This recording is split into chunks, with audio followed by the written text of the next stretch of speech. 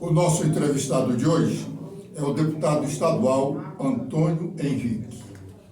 Nós vamos falar de política, sim, mas vamos falar principalmente de religião. Hoje as casas legislativas têm sempre uma expressiva representação de evangélicos.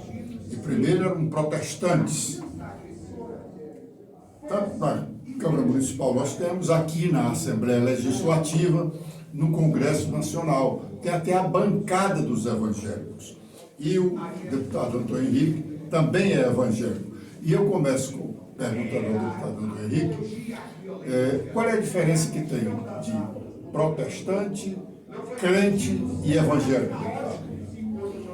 Quero aqui agradecer primeiramente ao nosso amigo Edson Silva por ele estar aqui nos dando essa oportunidade para conversar um pouco com todos aqueles que acompanham esse veículo de comunicação, que tem levado as informações para milhares de pessoas que sabem do trabalho que a gente realiza e que é importante a gente ter esse veículo de comunicação para chegar às informações àquelas pessoas que precisam estar informadas. A pergunta que o nosso amigo me fez aqui sobre a diferença entre protestantes, evangélicos e crentes, na verdade não existe nenhuma diferença. O que a gente pode talvez tentar resgatar aqui é um pouco da história lá do século XVI, quando Martinho Lutero, que era um monge, um católico, que ele começou a se aprofundar um pouco mais. Na verdade, ele protestou contra algumas ações da igreja, né? E criou o protestantismo, né, na época. Na verdade, havia uma só igreja, né? A igreja primitiva, a igreja de Jesus, ela não tinha nome. A igreja de Jesus, os cristãos não tinham nome. E aí essa igreja foi crescendo, os cristãos foram aumentando, até que o imperador Constantino se converteu ao cristianismo, que na verdade ele era um perseguidor dos cristãos. E quando ele persegue os cristãos, e quando ele se converte aos cristãos, então a religião cristã se tornou a religião oficial do imperador. Então acabou praticamente essa perseguição. E quando não existe, nesse caso, essa perseguição, a igreja se sentiu aí confortável e ela começou a posso dizer assim, se afastar dos verdadeiros ensinamentos da palavra de Deus. Então, a igreja que existia na época era a igreja católica, né? A igreja universal. Católica Apostólica Romana. Católica Apostólica Romana. Mas os ensinamentos da igreja estavam se distanciando bem do que dizia as escrituras sagradas. E aí Lutero, que era um católico, ele começou a estudar a palavra de Deus, começou a ter um conhecimento mais aprofundado, e ele era um agustiano, né? Seguidor de Santo Agostinho.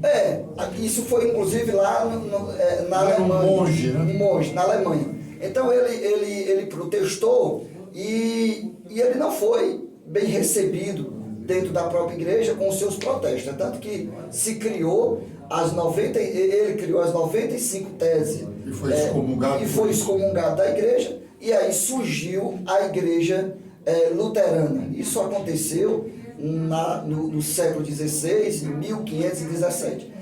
Ao mesmo tempo que na Suíça, também um outro estudioso da palavra, que foi João Calvino, o fundador do presbiterianismo, também estava tendo esse mesmo movimento. O João Calvino fazia restrições a algumas posições de Lutero, né? Com relação aos benefícios que Deus poderia nos proporcionar, né? Os pensamentos eles divergiam um pouco, mas existia algo que unia, porque o que de fato eles tinham em comum é que a salvação ela não era resultado das suas posses, Inclusive Lutero, Foi exatamente a principal reação de Lutero foi isso. Porque a igreja cobrava por indulgências. as indulgências, quando você colocava a oferta dentro lá do gasofilácio, então ali você já estava comprando a sua salvação. Então, as escrituras sagradas mostram totalmente o contrário, né? Que o justo viverá pela fé, nós somos justificados pela fé, pela graça e através da Sagrada Escritura. Então não existe valores, poderes que você possa ter e ali adquirir a sua salvação. Muito bem. Então aí se criou o nome protestante. O que é bom que se diga que Lutero, ele não queria sair da igreja. O intuito dele era fazer com que a igreja se voltasse, como eu disse, lá para a igreja primitiva. Aquela igreja que era perseguida por Constantino, que depois se tornou um defensor da igreja. Ele queria que a igreja se voltasse à igreja primitiva, à igreja de Cristo. A igreja que Cristo realmente veio para criar. O que hoje o Papa Francisco fala aí, que a igreja deve ser uma igreja voltada para os pobres. Naquela época a igreja era voltada realmente para os ricos, né? Quer dizer, ela olhava muito para as heranças que os ricos poderiam deixar para elas, o que os ricos poderiam pagar pelas indulgências, né? Pelos sacramentos até que eram cobrados, né? Os casamentos, os batizados, né? Que ainda hoje acontece isso, né? E isso foi uma das razões que motivaram Lutero a assim surgir contra a igreja. Mas essa insurreição lá de Lutero,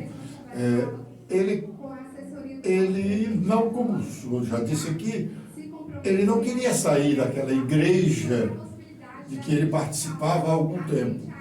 Tanto que ele não fez alterações nos dogmas. Ele não discutiu dogmas. Não. Mas hoje nós temos igrejas protestantes ou evangélicas com discursos bem diferentes daquele de Lutero. Né? Lutero, quando ele sai da igreja católica, porque não era a intenção dele sair, ele vem com todo o seu conhecimento doutrinário, de usos e de liturgia, vamos dizer assim, da igreja católica.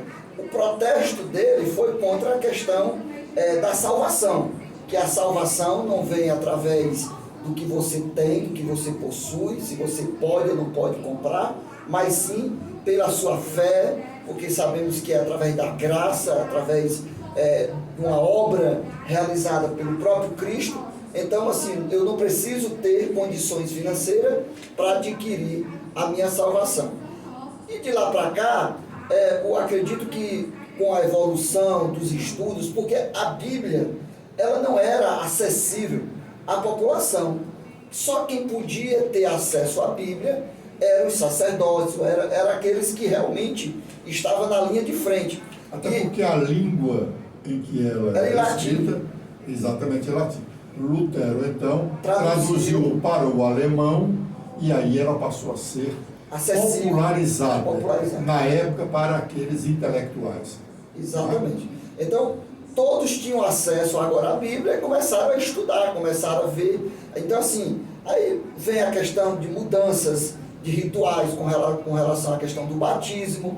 O batismo da Igreja Católica, assim como também da própria Igreja Luterana, da própria Igreja Presbiteriana, ortodoxa. A Igreja Ortodoxa, que é a igreja lá do rei Henrique V. Eu não me lembro agora. Quinto ou sexto.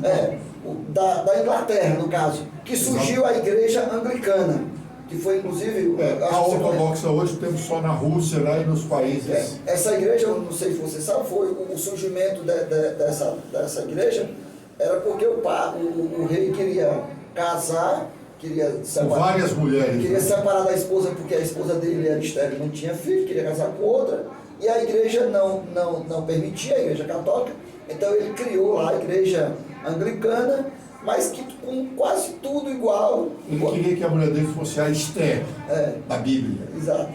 Então, então, assim, algumas coisas eram do mesmo jeito, não tinha mudança, mas aí o aprofundamento do estudo da palavra, né, foi trazendo algumas mudanças, inclusive da liturgia, do ritual, dos comportamentos dentro da própria igreja.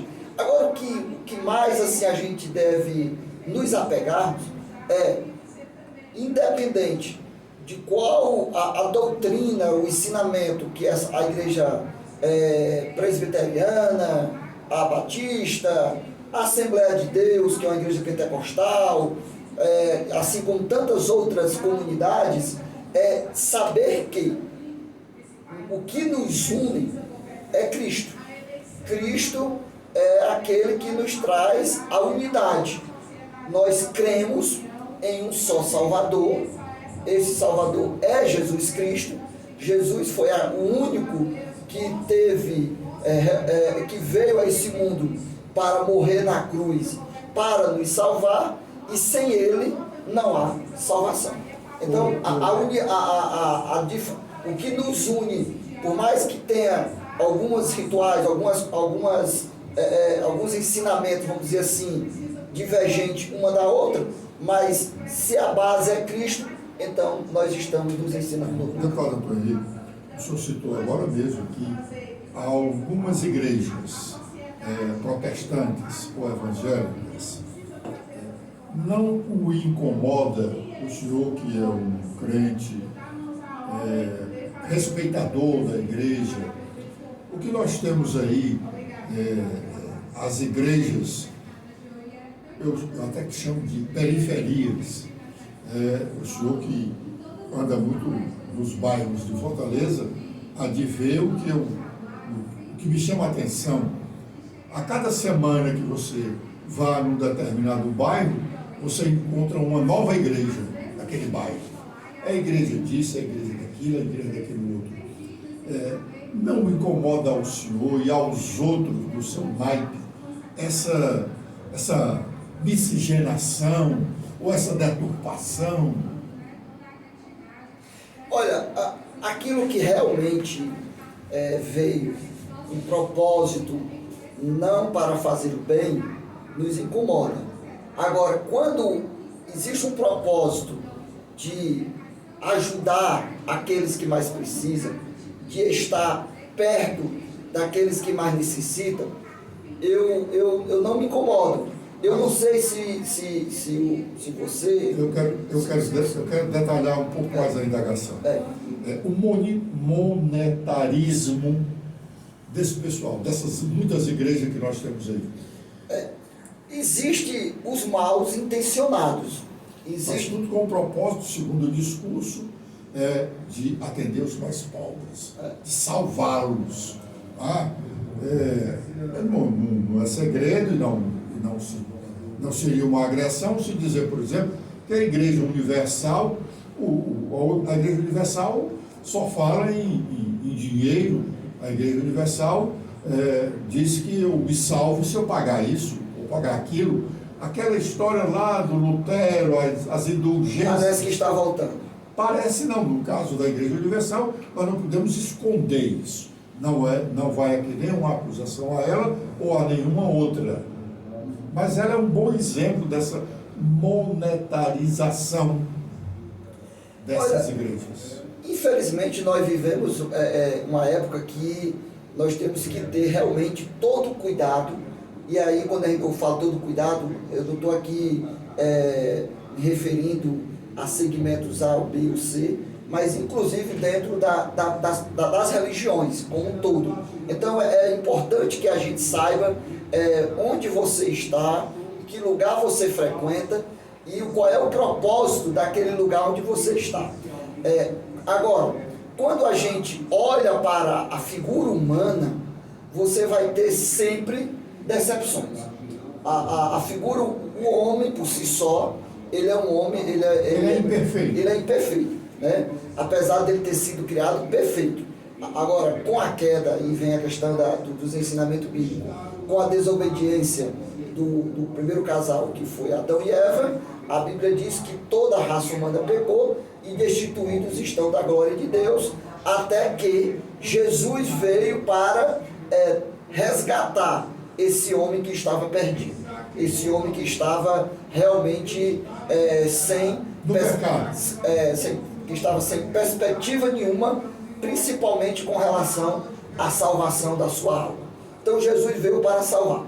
Mas o que eu queria trazer aqui à tona, apesar dessas situações que você levanta, que eu concordo com você, que existe pessoas voltadas para esse tipo de interesse, mas eu procuro sempre olhar para o lado bom, para o lado que a gente entende que é algo que traz novidades de vida e transformação de vidas.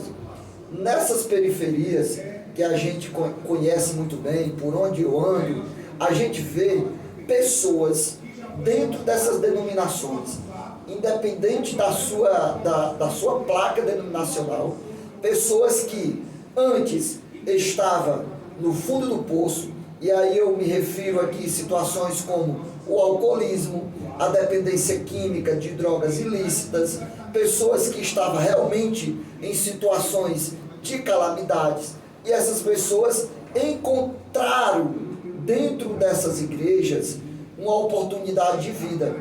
Só para você ter uma noção, na igreja que eu frequento, e eu falo da minha, mas eu acho que na grande maioria das outras, você tem pessoas que não sabia ler uma frase, talvez escrever o seu próprio nome, porque em anos passados, pessoas mais idosas não tiveram a oportunidade de estudar, e dentro da igreja, por eles terem esse interesse, essa sede de conhecer um pouco mais a palavra, de conhecer um pouco mais a Deus, eles passaram a ter leituras dentro da Bíblia. Então assim, a igreja, quando eu falo a igreja, aí eu estou usando a denominação, mas eu acredito que não foi a igreja, foi o Cristo que essas pessoas conheceram dentro da igreja, que a igreja que levou ao conhecimento. Essas pessoas tiveram essas mudanças de vida que foi para o bem. Deputado, nas suas respostas, nas suas observações, o Aissus me dão mais a fazer inúmeras indagações. Eu fico aqui inquieto porque não vai dar tempo para fazer. Eu falei aqui em pecado, o senhor fez de conta que não ouviu. O que é pecado para a sua igreja? Pecado para nós católicos é uma coisa, uma agressão a Deus. O que é pecado para a sua igreja? Eu peço desculpa. Não, absolutamente. Que eu não ouvi, de fato, eu não entendi essa pergunta anteriormente sobre o pecado.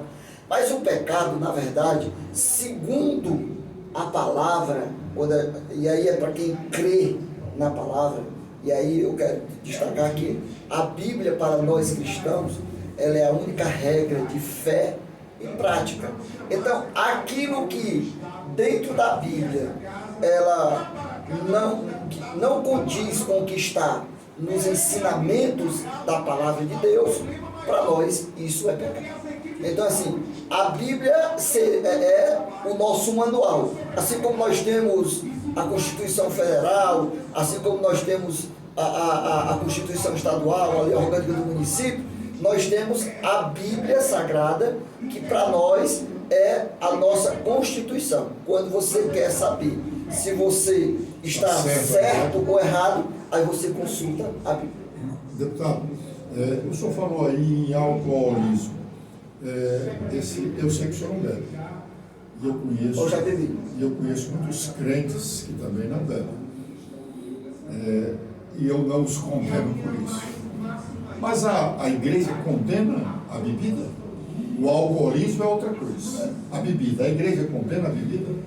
Olha, não há proibição.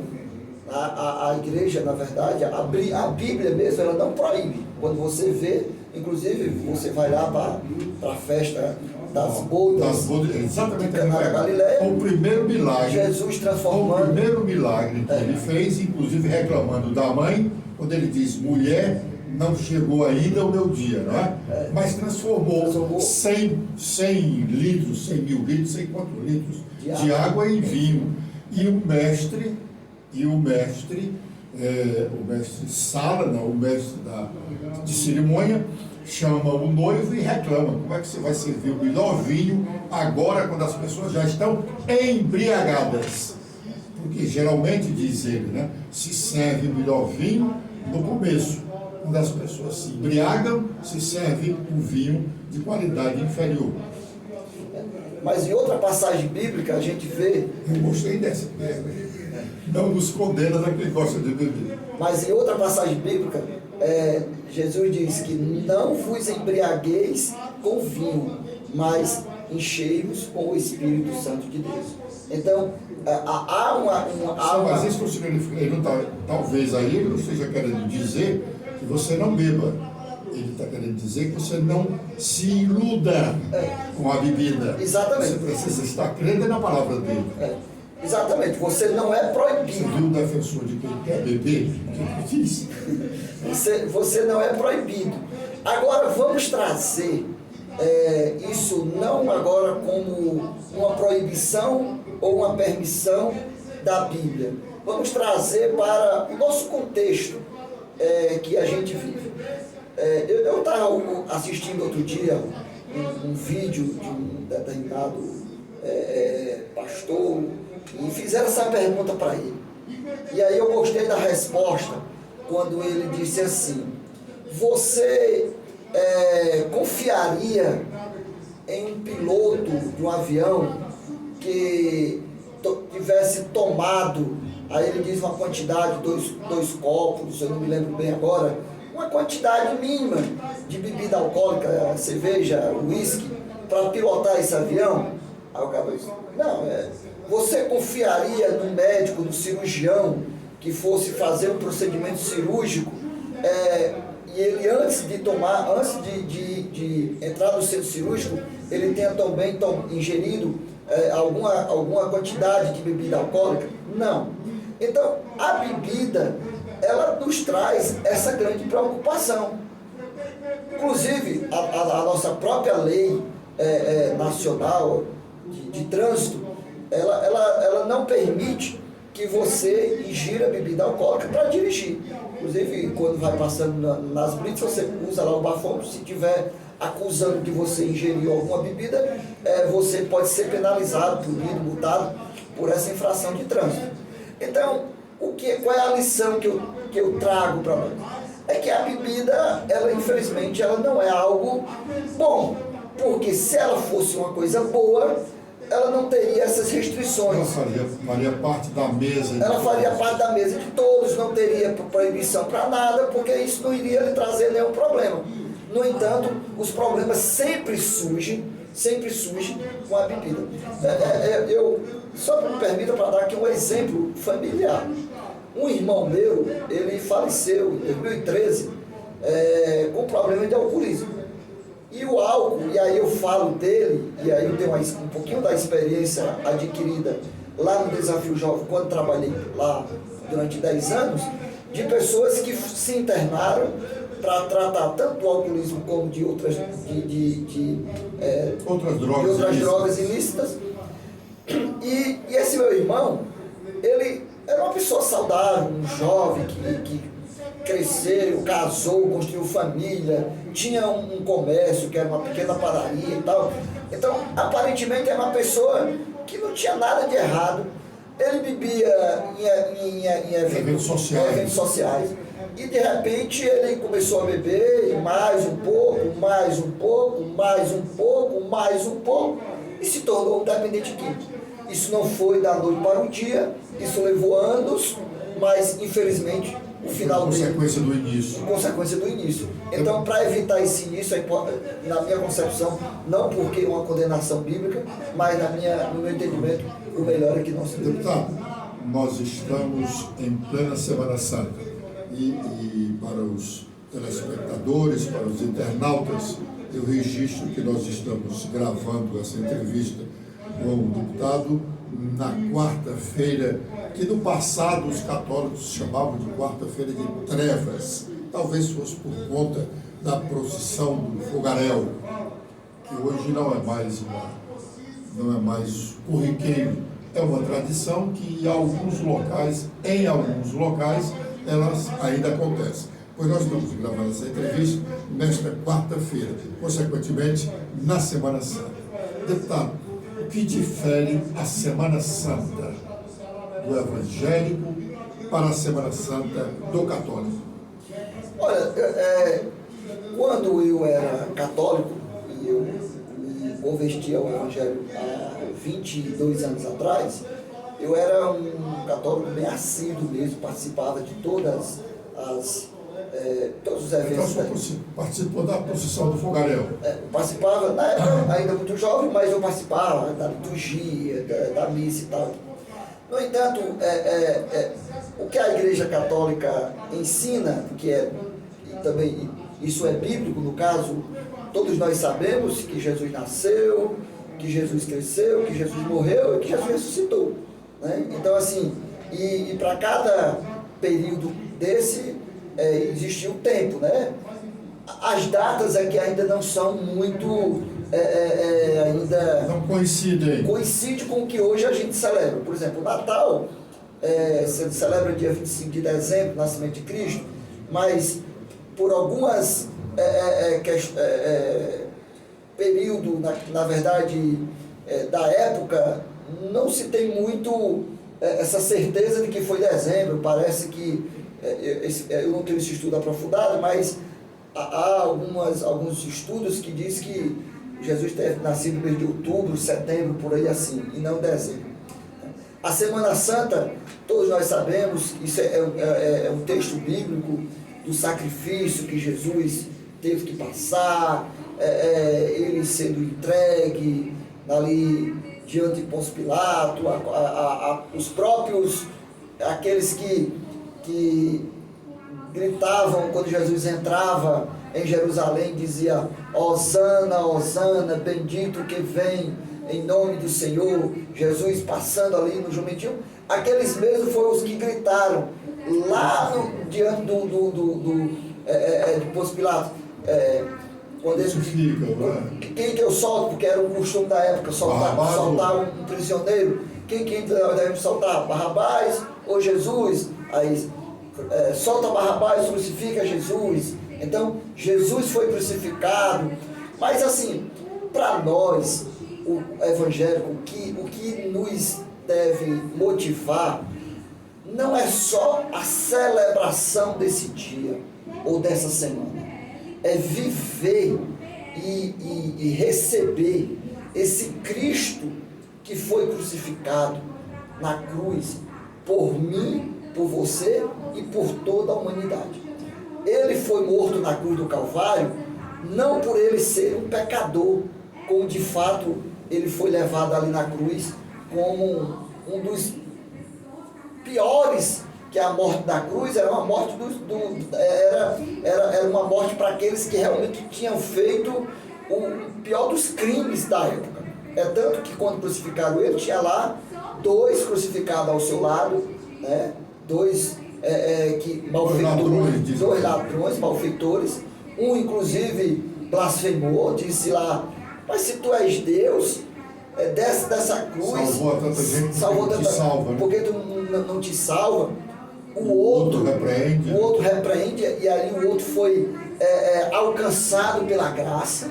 Esse outro foi na hora, né? Na hora. Hoje mesmo tu está lá no paraíso comigo. Como é que tu falas uma coisa dessa, um homem como este? Nós estamos aqui porque nós merecemos. Esse homem não tem pecado algum. Aí ele pega, se vira para Jesus e diz, né? Senhor, lembra de mim quando estiver no teu paraíso. Aí ele diz: ainda hoje estarás comigo no paraíso. Então, o que a gente precisa é olhar para essa cruz e não ver mais um Cristo crucificado, mas ver o nosso pecado crucificado em Cristo. Em outras palavras, nesta semana, na quarta-feira, a procissão, na quinta-feira, na vigília pascal, na vigília, né? Na sexta-feira, na celebração da morte, que o católico faz, o protestante não faz. Porque não adianta nada a gente fazer várias rituais, não estou dizendo que a gente faz e os católicos fazem, mas não adianta a gente pegar essa data, que é uma data simbólica, é uma data que está escrito na palavra, fazer todo esse movimento e não viver, e não ter uma entrega, e não fazer aquilo que verdadeiramente Jesus veio para nós fazermos, entregarmos a Ele. Deputado, por que muitos crentes, protestantes e tal, que quando assumem uma liderança nas suas respectivas igrejas, aí se autodenominam de bispo, de pastor, de apóstolo? Aliás, nós temos até aqui na Assembleia o deputado apóstolo Luiz Henrique, né? Isso não seria uma blasfêmia, não? Até porque na própria igreja, o apóstolo Paulo, que não era apóstolo, né? Se converteu, né? Era o perseguidor, né? Era um perseguidor da igreja, se converteu quando teve aquela visão do acidente, né? Quer dizer, hoje, ainda naquele momento, se questionava muito, ele não era dos 12, ele não era apóstolo, mas a igreja o chama como o apóstolo Paulo, e uma boa parte da cristandade o respeita como o suprassumo dos apóstolos, né? Não é uma blasfêmia, não, esse pessoal do protestantismo, né? Se arvorar com essas simbologias, o apóstolo, o bispo, o pastor. Eu não diria que era uma blasfêmia, mas eu acredito que não é necessário. Então, assim, a denominação, o chamar de apóstolo, de pastor, de bispo, eu acho que isso é o que menos nos interessa, essa nomenclatura.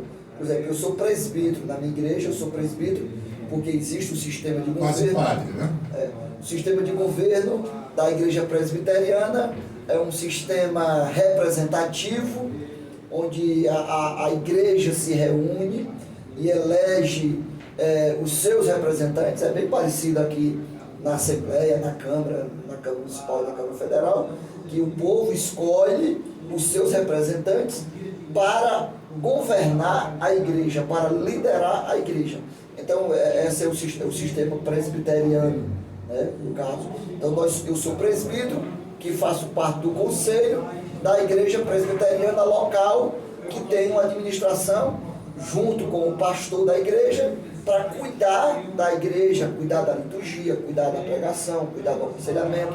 Então, o meu papel hoje. Isso está na Bíblia, isso tem estudos, tem passagens bíblicas que nos dá esses ensinamentos. Diz que Deus escolheu uns para ser apóstolos, outros para ser pastor, outros para ser evangelista, outros para ser mestre, e outro, eu não lembro agora, mas são 5. Então, mas assim, os apóstolos foi realmente os 12 que Jesus escolheu, e aí veio Paulo, não por uma escolha do próprio Cristo, porque Paulo se converte muito depois de Jesus já ter sido morto e ressuscitado, mas Paulo era um perseguidor dos cristãos, mas se tornou um apóstolo. Foi a visão de Cristo que o fez converter-se. Né? Foi uma, assim, você lê aquela passagem, assim, algo assim maravilhoso, quando Paulo está saindo das suas terras, com cartas, inclusive, para ir perseguir os cristãos em outra localidade, e no caminho da cidade de Damasco, Paulo teve esse encontro com Jesus. No passado, eu não diria tão distante, porque eu também acompanhei, né? Os protestantes sofriam muitas restrições.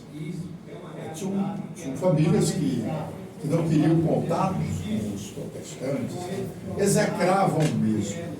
Hoje em dia, ainda há alguma restrição? Você tem notícia de que algum crente, algum evangélico tenha sofrido restrição? Olha, por conta da sua religião? eu acredito que hoje não. Talvez alguma outra pessoa ainda tenha os seus pensamentos contrários, mas eu não tenho conhecimento de pessoas que foram perseguidas, né, por ser cristã. Agora, no passado, você falou, e aí eu sempre gosto de lembrar, trazer à memória aquilo que a gente aprendeu ao longo dos anos. O Dr. Silas Mungumba, que era um servo de Deus, desde o seu nascimento, que a sua família ele já nasceu num lar evangélico, num lar protestante, que o nome não quer dizer a diferença muita coisa. O evangelho é porque segue os ensinamentos do evangelho de Jesus, protestante porque protestou lá atrás contra aquele segmento da igreja que estava desvirtuando o caminho verdadeiro. O Dr. Silas me contava muitas histórias de que era chamado de molde, era chamado disso, daquilo, porque Comunista. Porque o Brasil, isso vem da questão da descoberta do Brasil. Foi descoberto, quem veio para o Brasil foram os portugueses.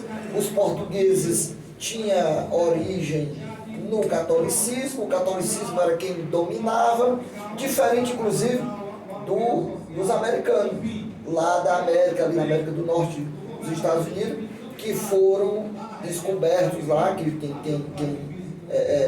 Sempre depois da Inglaterra, né? veio da Inglaterra, e a igreja americana. a igreja da Inglaterra já levava outros ensinamentos. E agora, já não faz tanto tempo, a igreja, os seus padres, eram as figuras especiais nos parlamentos, na política brasileira. Hoje não há mais espaço para padres. Hoje só há espaço para os evangélicos. É evidente que a igreja fez restrições à participação dos seus sacerdotes na política. Por que essa mudança, assim, eu não diria tão brusca, mas uma mudança que aconteceu muito rapidamente? Hoje você tem aqui no parlamento, no estadual, no municipal, vários evangélicos, e não tem nenhum padre.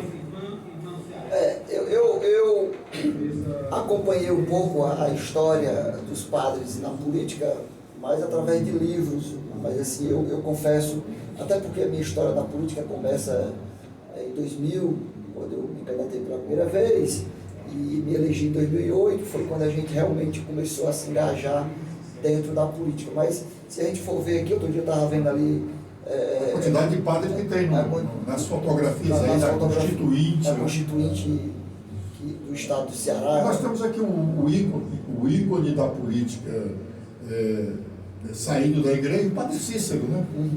Então, nós temos lá em Sobral o Padre Palhano, e até bem pouco nós tínhamos, por exemplo, o único representante da igreja no Ceará no Congresso Nacional era o deputado José Linhares, né? O padre José Linhares. Eu acredito que, eu não sei o porquê da diminuição dos padres, mas assim, eu sei talvez o porquê da grande atuação deles. A igreja, por muitos anos, ela era uma igreja que ela tinha uma relação muito forte com os governos. Então, quando você ia olhar para o governo, sempre tinha o braço da igreja dentro do governo. Então, por muitos anos, no Brasil, se confundia a igreja católica, no caso, com o poder. Então, o poder... Que política partidária se faz nos templos?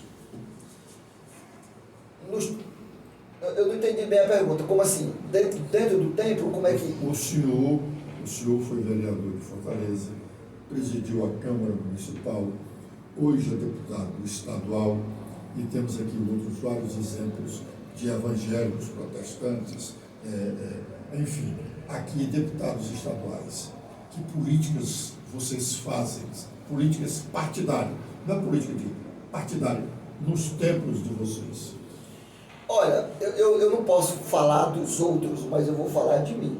Na minha concepção e na minha vivência diária de um cristão, que sou membro ativo de uma igreja, participante, e que sou também político, representante do povo, eu tenho levado isso como um ministério que Deus me deu para estar aqui nesta casa, como passei 14 anos na Câmara, para ser uma voz, não exclusivamente da igreja, mas uma voz do povo que precisa de alguém que defenda, de alguém que olhe, de alguém que represente essa população.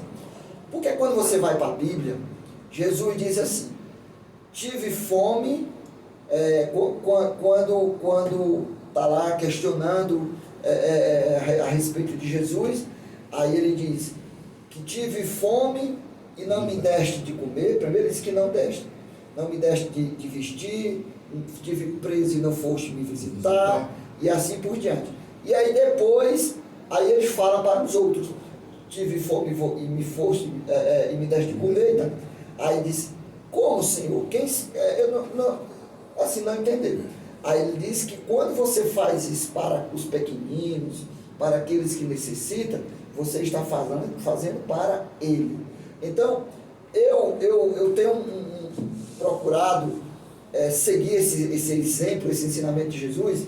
Quando você chega numa comunidade, um bairro de periferia, como Fortaleza nós temos vários, chega no interior do estado, que agora como representante do povo cearense a gente vai para as cidades do interior, e você vê pessoas necessitando, pessoas buscando uma escola para seu filho, pessoas buscando saúde para um posto de saúde, um hospital para tratamento de saúde de um parente ou dela própria.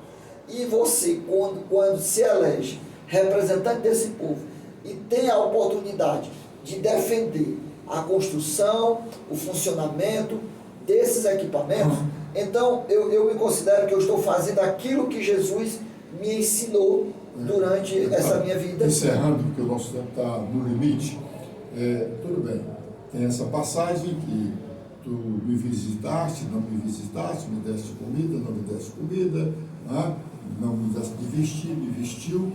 Mas tem uma outra passagem, quando perguntaram a ele se devia pagar o imposto a César, ele pede a moeda e diz: quem é essa fotografia que é de César? Então dá a César o que é de César.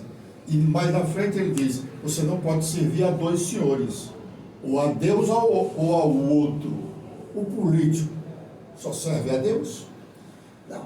Quando ele diz que você não deve servir a dois senhores, ele não está querendo dizer que você não deve ser o contribuinte dos impostos. O contribuinte, ele disse que você tem que ser. A moeda de César, tem a foto. O que é de César, dê a César. E servir a Deus nos seus ensinamentos. Então, assim, eu tenho... Não servir a Deus nos seus ensinamentos, aí ele diz, né? Você não pode servir a dois senhores. Porque você não pode estar dividido. Quando você é um cristão... Nós vamos deixar muitas perguntas pendentes, deputado. Eu vou me preparar mais para entrevistar outra vez, porque nós podemos questionar muito isso. O político serve a Deus ou serve à política? Muito obrigado pela sua entrevista.